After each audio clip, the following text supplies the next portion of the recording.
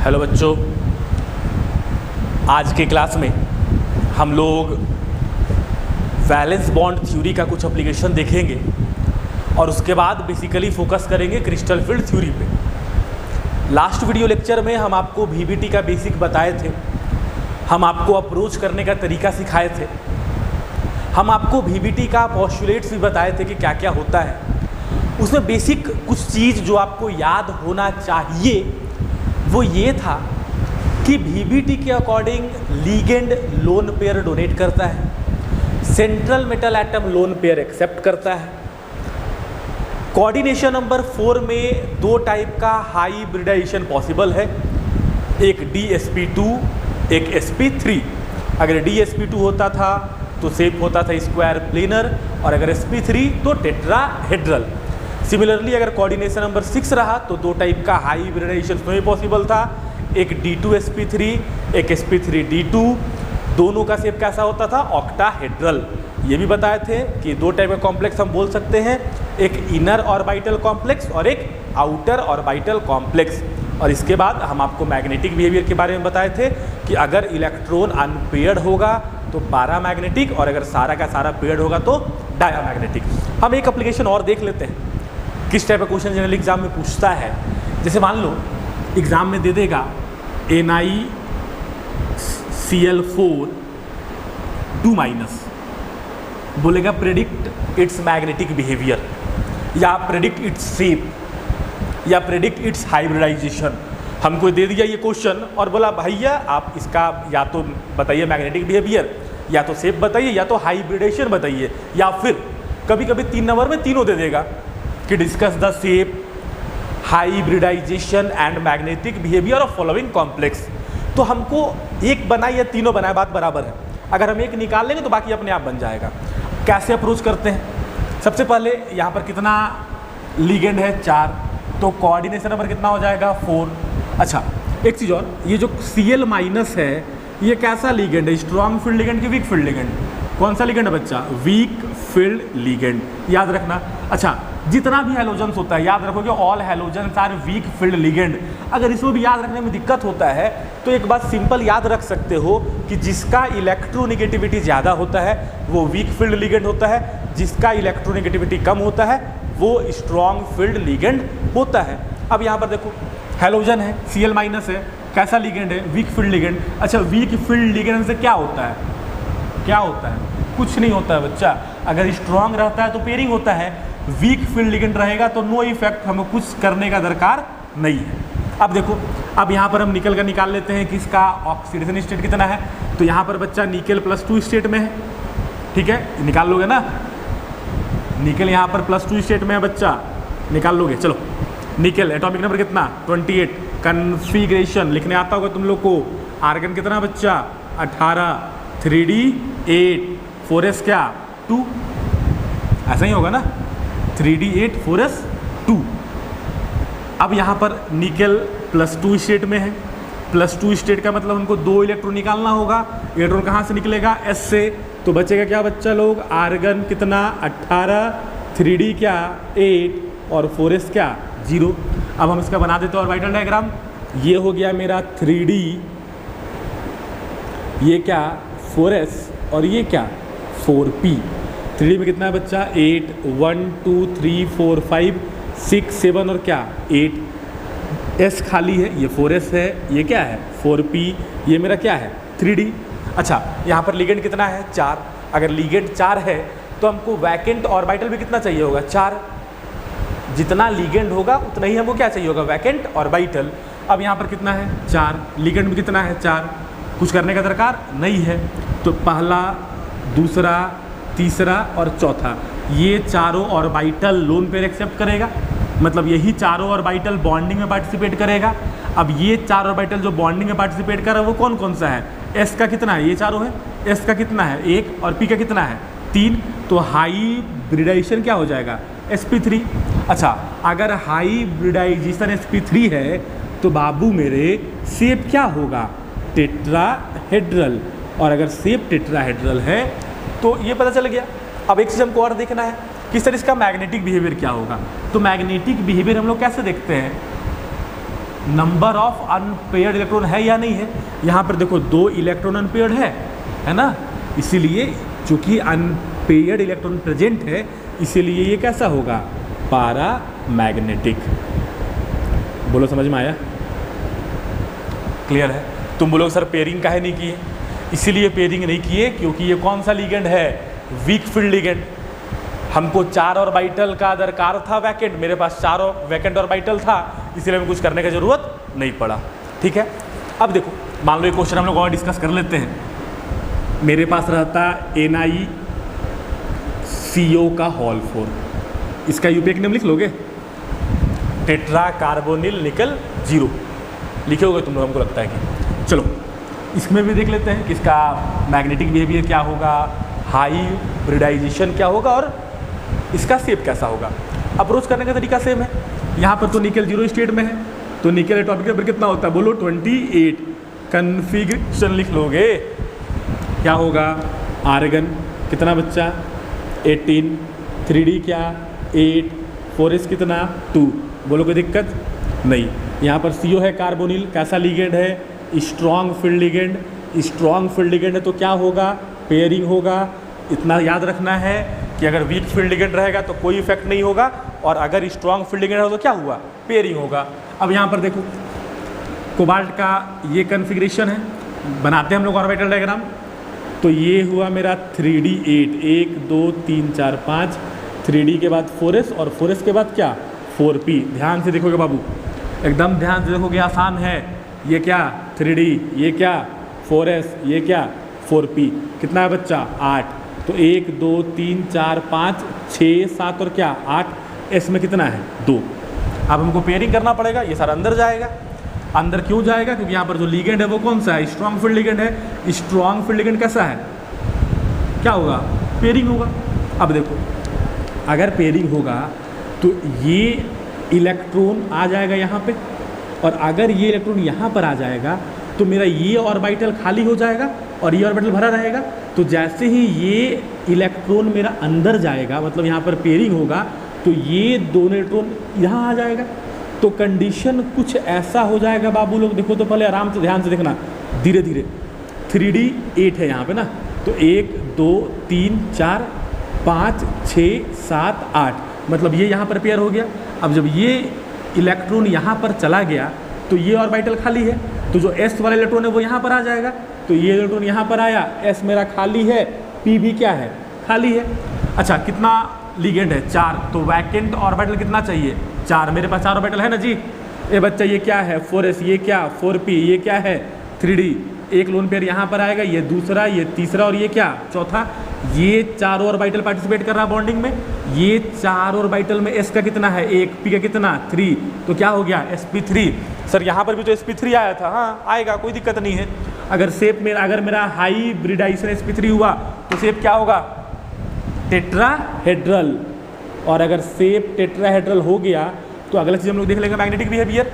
Electron यहाँ पर देखो पेयर्ड की अनपेयर्ड, पेयर्ड की अनपेयर्ड, पेयर्ड तो क्या होगा, पारा की डायामैग्नेटिक, डायामैग्नेटिक अरे होगा। क्लियर है, जल्दी बोलो क्लियर है कि नहीं है, फिर आगे बढ़ेंगे। इतना क्लियर है, आगे बढ़े आगे, चलो। तो VBT देखने के बाद अब हम लोग एक नया थ्योरी पढ़ेंगे जिसको बोलते हैं क्रिस्टल फील्ड थ्योरी, शॉर्ट में लिखते हैं CFT, क्रिस्टल फील्ड थ्योरी। तो सर ठीक है पढ़ेंगे क्रिस्टल फील्ड थ्योरी, कोई दिक्कत नहीं है, आपको मैंने तो पढ़ा दीजिएगा। पढ़ने की इच्छा कर रहा है जी आप लोग को, कुछ लोग तो पढ़ रहा है, कुछ लोग तो पूरा फाकी मार रहा है, टेस्ट भी नहीं देता है। बाबू अभी तो लॉकडाउन का मज़ा ले लो, लेकिन जब खुलेगा तब समझ में आएगा कितना बड़ा गलती तुम लोग किए हो, और फिर जब अफसोस होते रहेगा तो फिर कुछ नहीं कर सकोगे, फिर आके रोगे कि सर ये वाला पढ़ा दीजिए, वो वाला पढ़ा दीजिए, तो बड़ा मुश्किल हो जाएगा। तो जो लोग थोड़ा हल्के में ले रहे हैं ना, खुलने दीजिए, सबका हिसाब किया जाएगा, ठीक है ना। कुछ बुजुर्ग लोग तो पूरा आराम से है, पढ़िए नहीं रहा है, लग रहा है छोड़ो ना सरवा तो पढ़ाइए रहा है, बाद में देखिए लेंगे। तो बाबू बाद में कुछ नहीं होने जा रहा है, जो पढ़ना है अभी पढ़ो, बाद में करते करते एग्ज़ाम आ जाएगा और तब तुमको समझ में आएगा कि अरे ये भी नहीं पढ़े, वो भी नहीं पढ़े, केमिस्ट्री पढ़े कि मैथ्स पढ़े कि फिजिक्स पढ़े कि कंप्यूटर पढ़े कि प्रैक्टिकल बनाएं, फिर आप लोग, आपके पास एक ही विकल्प बचेगा कि बैठ के रोइए और कंपार्टमेंट का तैयारी करिए। तो जो लोग बोर्ड का तैयारी कर रहे हैं वो लोग पढ़िए, और जो लोग कंपार्टमेंट का तैयारी कर रहे हैं वो आराम से एंजॉय करिए, नया नया मूवी देखते रहिए, वेब सीरीज़ देखिए, अच्छा लगेगा आप लोग को। पढ़ लिख के कुछ कोई फ़ायदा नहीं है।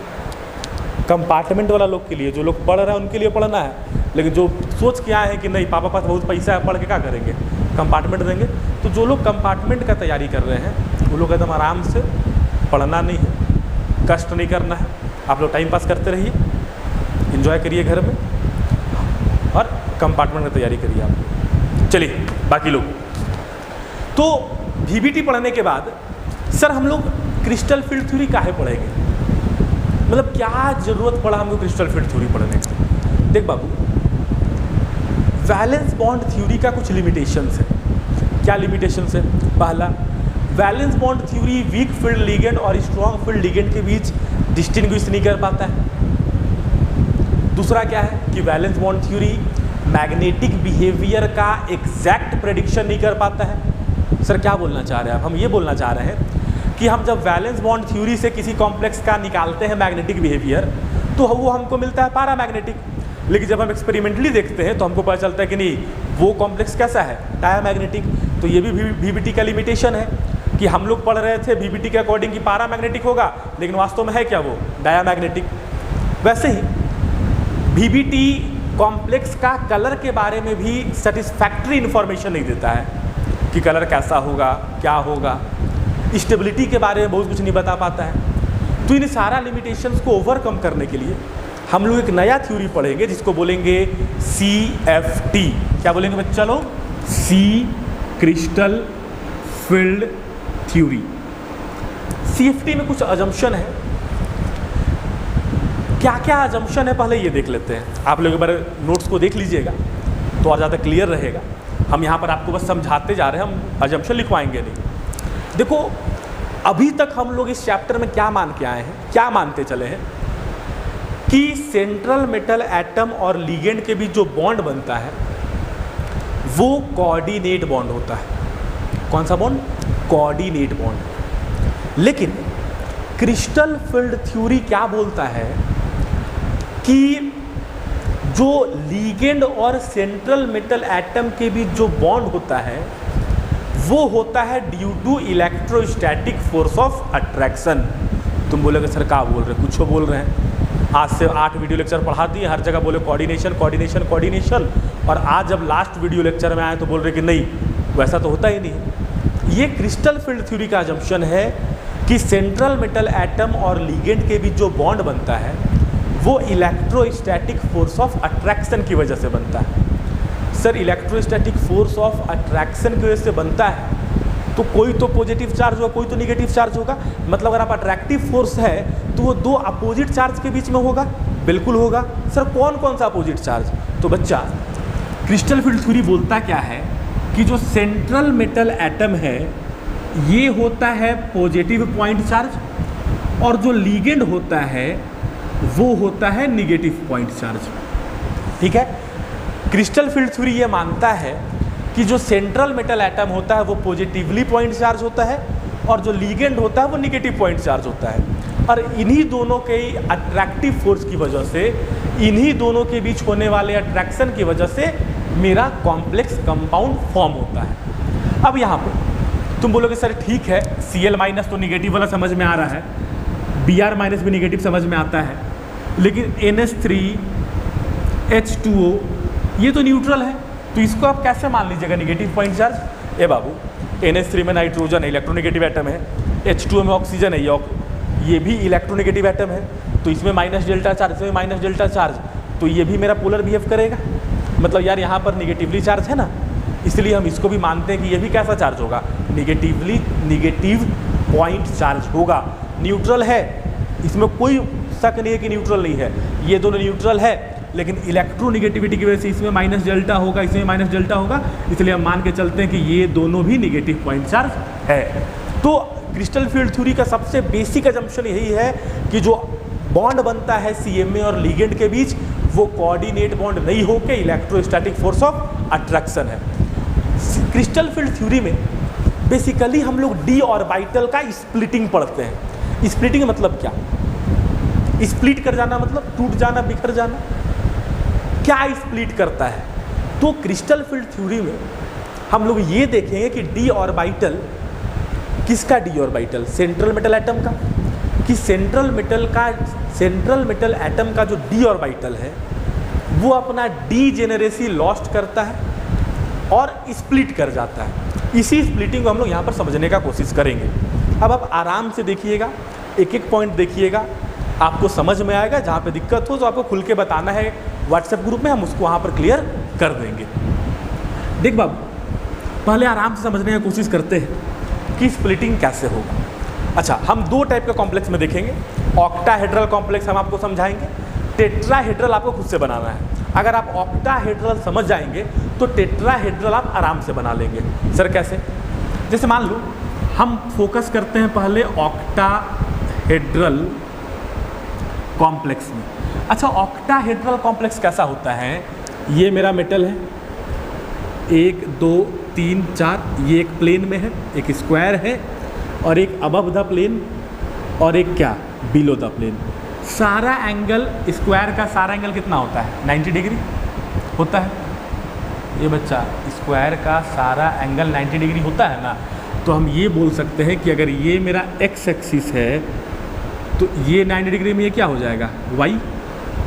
ये एक्स, ये वाई, ये परपेंडिकुलर है, तो ये क्या हो गया? जेड। बोल समझ में आ रहा है? ये बाबू 90 डिग्री एंगल होगा तीनों, तो ये एक्स, ये वाई, तो ये क्या? जेड। अच्छा, अगर ये एक्स तो ये मेरा एक्स डैश हो गया, सेम है। अरे सेम एक्सिस है बच्चा, ये वाई तो ये क्या? वाई डैश, और ये जेड तो ये क्या? Z dash. तो ये जो कॉम्प्लेक्स है ये मेरा मेटल है, और ये जो बाकी लीगेंड है ये एक्सियल लीगेंड है। मतलब ये बोल सकते हैं कि ये जो लीगेंड है 1 2 3 4 5 और 6, एक्स वाई जेड हम एक्सिस बताएं बाबू, लीगेंड नहीं है। लेकिन जो 6 लीगेंड होगा, ये मान लो पहला लीगेंड है, ये दूसरा है, ये तीसरा है, ये चौथा है, ये पांचवा और ये छठा। ये 6 लीगेंड मेरा एक्सिस पे लाई कर रहा है। लीगेंड जो है वो एक्सिस पे लाई कर रहा है, ठीक है। अब देखो होता क्या है कि डी ऑर्बिटल जो होता है, अगर ये 5 है तो सबका ओरिएंटेशन अलग अलग होता है। ये क्या है? डी एक्स वाई, बोलो ठीक है। ये क्या? डी वाई जेड, ये डी जेड एक्स, ये D X square Y square, और ये क्या? D Z square. अब ये जो पांचों डी ऑर्बिटल है, पांचों का शेप अलग अलग होता है। पांचों का, अगर देखो ये एक्स है और ये वाई है, पांचों का शेप वर्ड गलत होगा, पांचों का ओरिएंटेशन अलग अलग होता है। ये डी एक्स वाई, ये डी वाई जेड, और ये मेरा डी जेड एक्स, ठीक है। एक्स वाई तो ये होता है between the axis, Y Z तो ये Y Z Z X, D X two Y two, ये एक्स है तो ये क्या है? वाई। तो इसका शेप ओरिएंटेशन ऐसा होता है, और डी जेड स्क्वायर, अगर ये जेड है तो इसका ओरिएंटेशन ऐसा होता है। तो ये मेरा 5 डी ऑर्बिटल है, पांचों का ओरिएंटेशन अलग अलग है। अब इस पांचों में फोकस क्या करना है? ये सब 11th में पढ़ना था बाबू, ये सब 11th का हिस्सा है। अगर तुम पांचों डी ऑर्बिटल पे फोकस करोगे तो जो ऊपर वाला 3 ऑर्बिटल है, जो ऊपर वाला 3 ऑर्बिटल है, इसका जो लॉब है ये बिटवीन द एक्सिस है। एक्स मेरा एक्सिस है, वाई मेरा एक्सिस है, और लॉब कहाँ पे है? Between the axis. Y axis Z axis, lobe कहाँ है? Between the axis. तो ये तीनों जो बिटवीन द एक्सिस वाला है, इसको, ये इसमें लॉब है बिटवीन द एक्सिस, तो इन तीनों को हम लोग बोलते हैं T2G। क्या बोलते हैं? T2G, T2G नहीं, T2G। अच्छा, यहाँ पर देखो, यहाँ पे जो लॉब है वो एक्सिस पे है, तो इसको बोलते हैं एक्सियल ऑर्बिटल। कौन सा ऑर्बिटल? Axial orbital. और इसको हम लोग बोलते हैं EG। तो हम ये बोल सकते हैं कि डी ऑर्बिटल में 2 सेट है। ये बच्चा 2 सेट है, एक T2G और एक क्या? EG। T2g ऑर्बिटल में लॉब कहाँ लाई करता है, बिटवीन द एक्सिस, और Eg में कहाँ लाई करता है, एक्सियस पे। बोल इतना क्लियर है? और दिख रहा ना बाबू, 3 ठो जो है वो बिटवीन द एक्सिस है, 2 ठो है वो कहाँ है, एक्सियल है। अच्छा, अगर मान लो कभी भूल जाओगे कि कौन सा Eg है कौन सा T2g है, तो ये बच्चा T2g 3 है ना, तो 3 कौन वाला है, बिटवीन द एक्सिस वाला। अच्छा, Eg में कितना है, एक E और एक G, 2 है, तो जो 2 वाला है वो कैसा होगा, Eg। अगर कभी भूल जाओगे एग्जाम में अरे कौन सा T2g था कौन सा Eg था, तो याद रखना T2g में कितना है, 3, तो 3 वाला होगा T2g और 2 वाला क्या होगा, Eg। बोलो याद रहेगा? आगे बढ़े, चलो। तो हम जो इतना बना है इसको मिटा के समराइज कर देते हैं, थोड़ा सा क्लिक करेगा, तुम लोग को हड़बड़ाओगे नहीं। समराइज कैसे कर रहे हैं,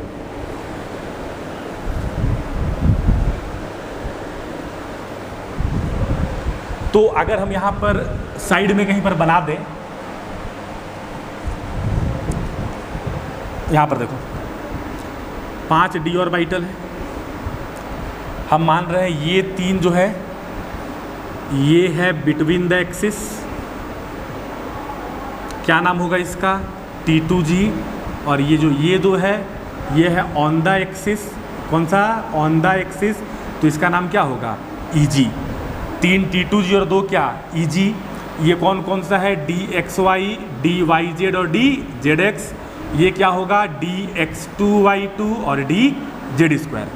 ठीक है, अब थोड़ा सा हम लोग इस डायग्राम पे फोकस करते हैं। ये मेरा ऑक्टाहेड्रल कॉम्प्लेक्स है, यहाँ पे जो लीगेंड है वो एक्सिस पे लाई कर रहा है।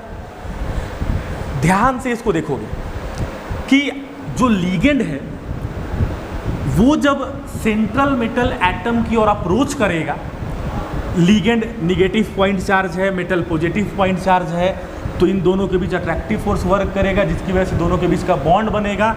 अगर बॉन्ड बनेगा तो लीगेंड अप्रोच करेगा मेटल की ओर।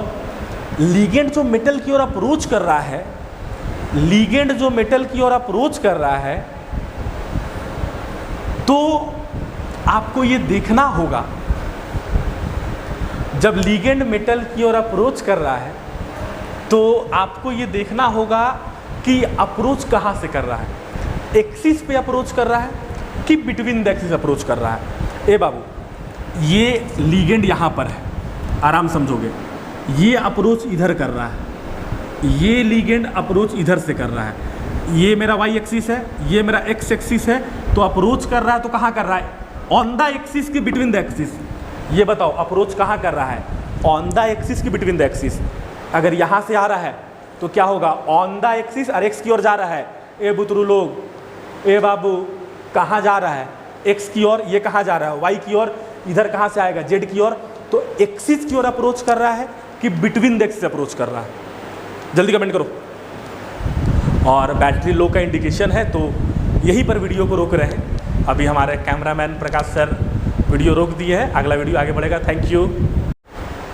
चलिए, तो यहाँ पे हो क्या रहा है कि ये जो लीगेंड है ये एक्सिस के अलोंग सेंट्रल मेटल के पास अप्रोच कर रहा है। तो जब लीगेंड एक्सिस के अलोंग सेंट्रल मेटल की ओर अप्रोच करेगा तो कौन सा ऑर्बिटल ज़्यादा रिपल्सन फील करेगा। तुम इस चीज़ को यहाँ पर देखो, एकदम ध्यान से देखोगे, धीरे धीरे। ये मेरा एक्सियल है, ठीक है, ये मेरा बिटवीन द एक्सिस है, और ये मेरा क्या है, एक्सियल है। अब ध्यान दोगे, जो मेरा लीगेंड है वो एक्सिस के अलोंग अप्रोच कर रहा है सेंट्रल मेटल की ओर। तो जब लीगेंड एक्सिस की ओर अप्रोच कर रहा है सेंट्रल मेटल की ओर, तो ज़्यादा रिपल्सन कौन फील करेगा। मेरे पास 2 टाइप का ऑर्बिटल था, एक बिटवीन द एक्सिस और एक ऑन द एक्सिस। मतलब 2 है, 2 ऐसा है जो एक्सियल है और 3 वैसा है जो नॉन एक्सियल है।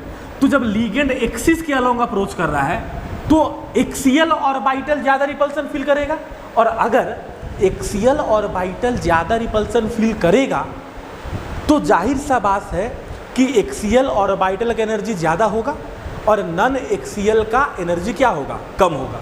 अगर हम यहाँ पर आपको बना के दिखाएं तो ये मेरा D orbital, D generate D orbital, ground state में है। ठीक है, 5 हो गया, dxy, dyz, dzx, dx² y² और dz²।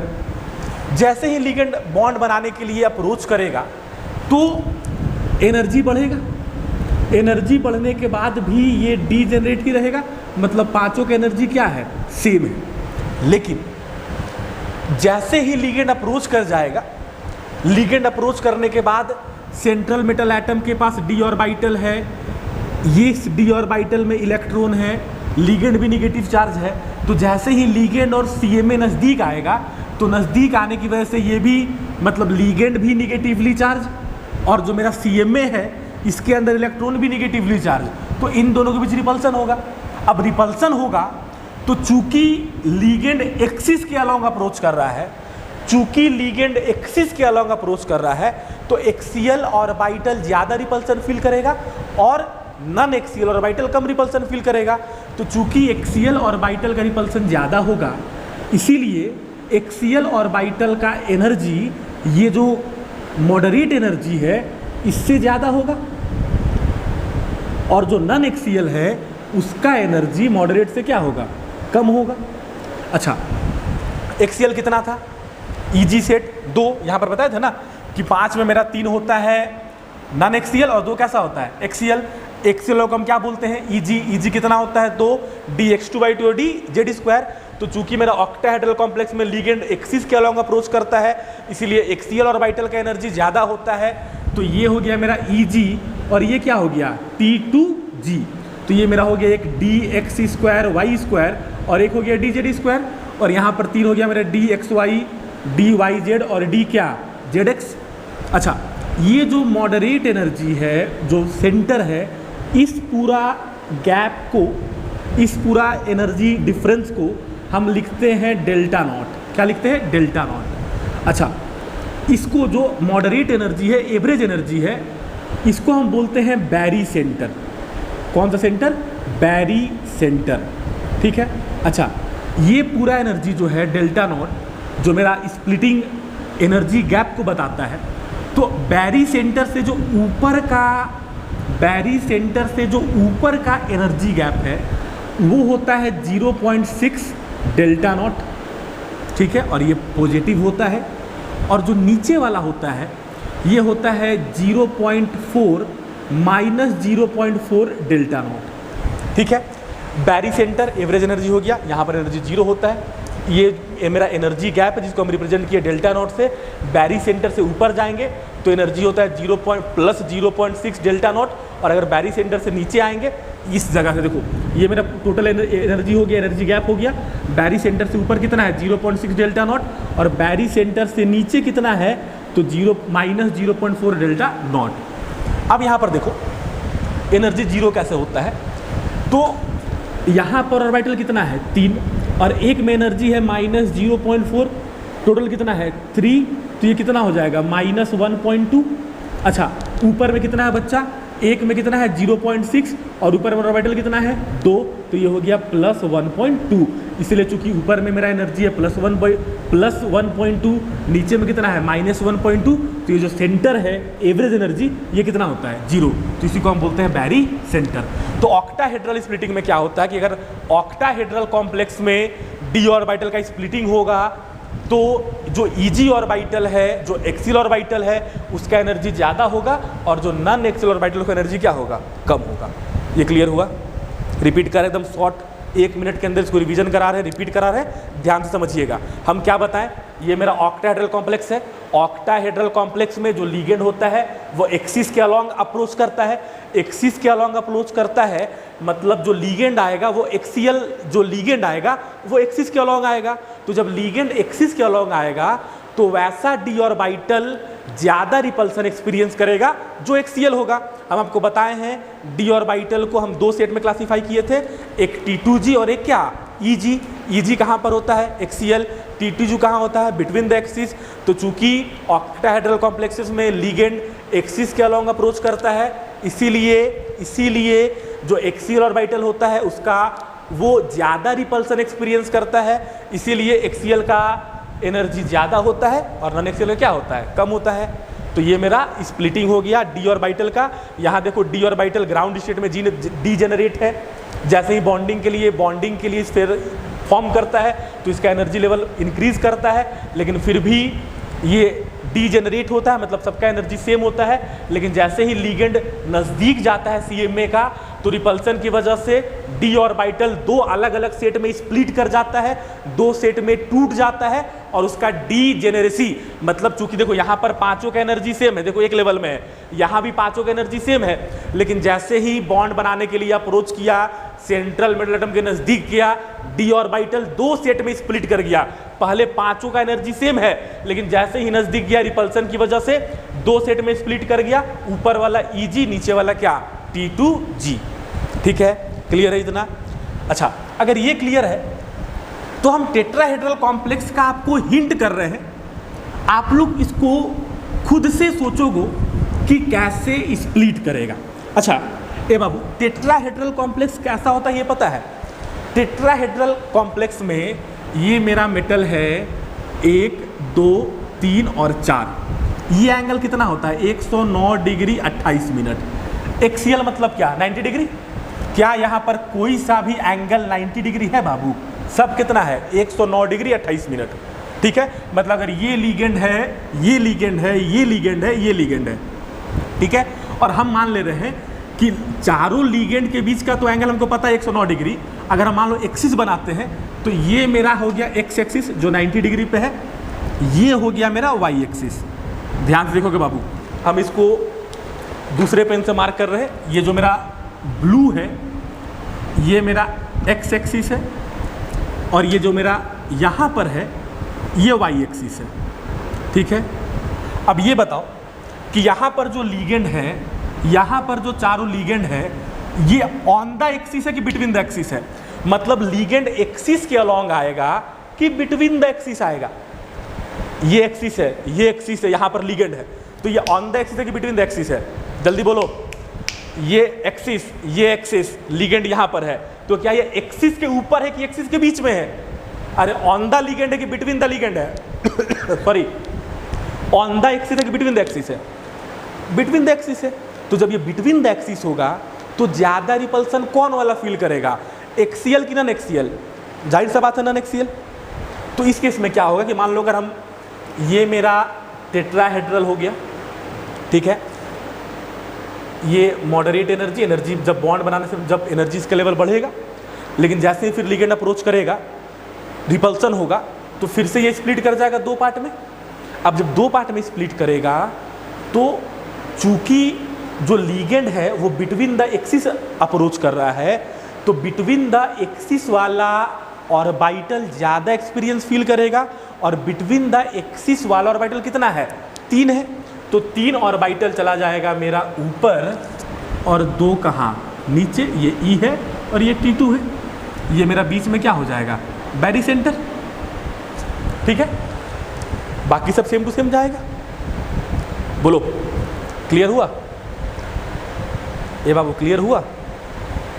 बेसिक तुमको बस यही समझना है कि ऑक्टाहेड्रल में जो लिगेंड होता है वो एक्सिस के अलॉन्ग अप्रोच करता है, और जो टेट्राहेड्रल होता है उसमें जो लिगेंड होता है वो बिटवीन द एक्सिस अप्रोच करता है। तो ऑक्टाहेड्रल केस में चूंकि एक्सिस के अलॉन्ग अप्रोच करता है तो एक्सियल ऑर्बिटल का एनर्जी ज़्यादा होता है, इसलिए ऊपर में 2 रहता है, और टेट्राहेड्रल जो होता है वो नॉन एक्सियल होता है, ligand between the axis approach करता है, इसलिए नॉन एक्सियल ऑर्बिटल का एनर्जी ज़्यादा होता है।